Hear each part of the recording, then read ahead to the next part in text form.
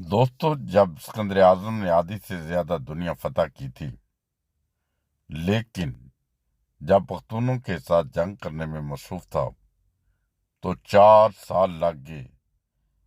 جب وہ افغانستان کے پہاڑوں میں لڑ رہا تھا تو اسکندر اعظم کی ماں نے اپنے بیٹے کو خط بھیجا کہ بیٹے، تم نے صرف 6 سال میں پوری دنیا فتح کر لی اور 4 سال ہو گئے ہیں کہ ایک ملک تم سے فتح نہیں ہوا۔ تو اسکندر اعظم نے اپنی ماں کو خط کے جواب میں لکھا کہ ماں، آپ نے یونان میں صرف ایک اسکندر اعظم جنم دیا، مگر یہاں ہر ماں نے ایک اسکندر اعظم کو جنم دیا ہے۔ دوستو، اس تصویر میں دیکھ سکتے ہیں کہ دونوں طرف مسلح فوجی ہیں، اسلحے سے لیس ہیں، مگر بچہ بڑی بہادری کے ساتھ ان کے درمیان میں سے گزر رہا ہے اور اپنی بہادری کا ثبوت دے رہا ہے۔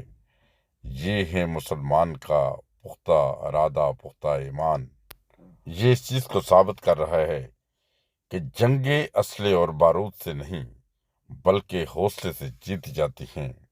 اور اس بچے کا حوصلہ دیکھیں، جواں مردی دیکھیں، کوئی اس کو ڈر نہیں، کوئی خوف نہیں، وہ بڑی بہادری کے ساتھ دندن ان مسلح فوجیوں میں سے گزر رہا ہے۔